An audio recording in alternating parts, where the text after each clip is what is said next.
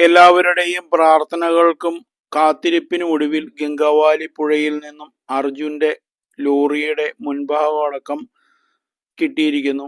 ഇതിൽ അർജുന്റെ ജീർണിച്ച ശരീരത്തിന്റെ ഭാഗങ്ങളും അതുപോലെ തന്നെ അദ്ദേഹത്തിന്റെ ഡ്രസ്സും എല്ലാം കിട്ടിയിരിക്കുന്നു.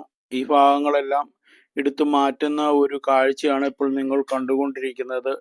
വളരെ നാളുകളായി അർജുന്റെ വണ്ടിക്ക് വേണ്ടിയിട്ടുള്ള കാത്തിരിപ്പിനൊടുവിലാണ് ഇപ്പോൾ ഈ ക്യാബിനടക്കം കിട്ടിയിരിക്കുന്നത്. ഇനിയും കുറച്ചുപേരെ ഇവിടെ നിന്ന് കിട്ടാനുണ്ട്. അവർക്ക് വേണ്ടിയുള്ള തിരച്ചിലും തുടരുന്നതാണ്.